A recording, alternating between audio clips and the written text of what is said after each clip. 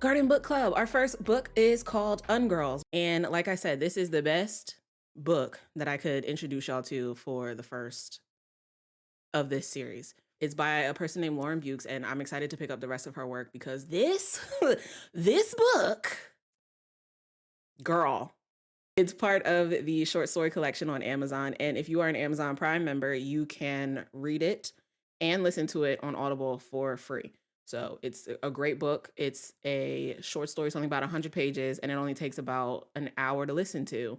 So if you want to just get your feet wet, in book club things, this is a great place to start. One of the other things that I really love about this book is the world building. Okay, the world building is, I was about to say out of this world, but that's just too many worlds in a sentence. It's amazing though, because it's perfect for the times. It starts with like a first person view of the main character, and then it goes into Reddit stories, okay? And then also internet articles. Like it's you feel like you're doing a deep dive on a subject, but also you're reading a book, okay? Okay, the book is called Ungirls. And we're going to start speaking of the main character. But first, you know what every main character needs? A main character diet. Introducing Organigrow, the nation's top producer of lab-made beef, chicken, and pork. All the tastes and proteins of organic, grass-fed, cage-free meat with none of the cruelty. Organigrow, slay your day, the cruelty-free way. Now, if the video were sponsored, that would be me, okay, killing a sponsorship. It's not though, because I'm nobody. But Organigrow is really growing cows, chickens, and pigs in a lab, okay, as an alternative and cruelty-free way to feed the masses, at least in this book. And I know you're looking at me like, beef grown in a lab? But yeah, it's caught on. So well, in fact, that Organigrow has taken things a step further. They thought to themselves, we can grow pigs in a lab, so why not humans? More specifically, human organs. Introducing your newest addition to the Organigrow family, the Organigrow organ donor. Gone are the days of waiting on a donation list for the liver you need to survive, or worse, scouring the internet for a black market liver that your body could reject in any way. With the Organigrow organ donor, the organ of your choice can be grown in a lab and specifically curated for your body. Yeah? Yeah? Okay. I probably have to stop doing the whole fake ad thing, but I would be good at it. So, sponsor me. But yeah, Organigrow has expanded to include lab grown organs for the wealthiest among us because it definitely ain't cheap and universal healthcare still ain't a thing. Also, these organs are grown in like bodies, okay? And the bodies are like lily white because while universal healthcare is not a thing, racism still is. So people who want to buy their organs want to buy them from bespoke white bodies. And I say bodies because while these things are constructed to act like human bodies in the sense that they can grow things like livers and human organs, they aren't sentient and they don't have thoughts.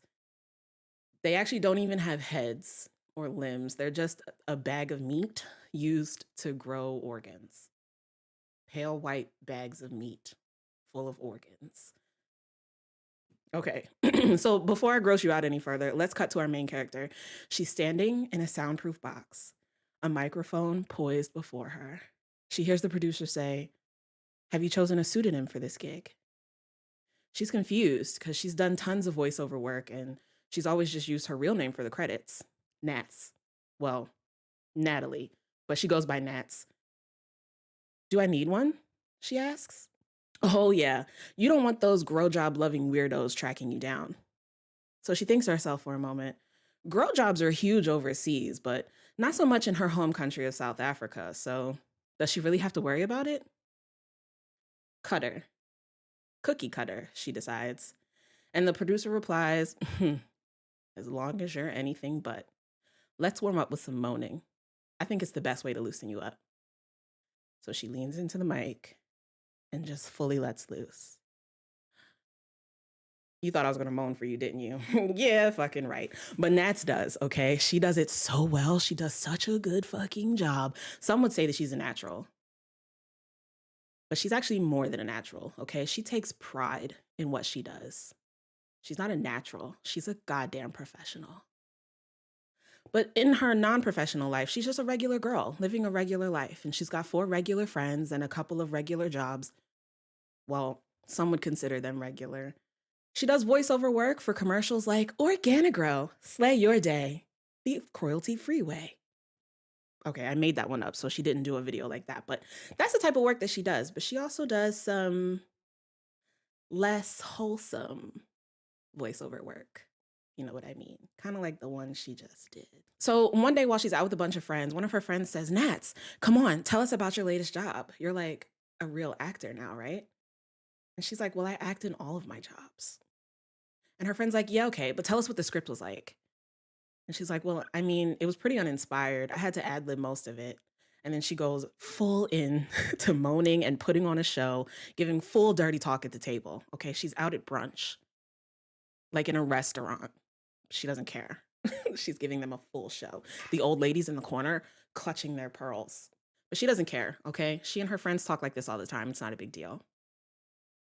But it's the wholesome stuff that starts to really creep the table out. The, oh my God, you're so smart and interesting. I love being here with you. I'm so lucky. Tell me about your day, baby. Okay, okay. I'm sorry I asked, one of her friends says. But aren't you like putting yourself out of business with this? Aren't you worried that your in person clients will just replace you? No, Nats replies. It's not like any of my clients could afford a grow job anyway. So you've got two questions now, I know. Your first question is Nats a sex worker? And the answer is yes. And your second question is, what the fuck is a grow job? Go read the book so we can talk about it next week.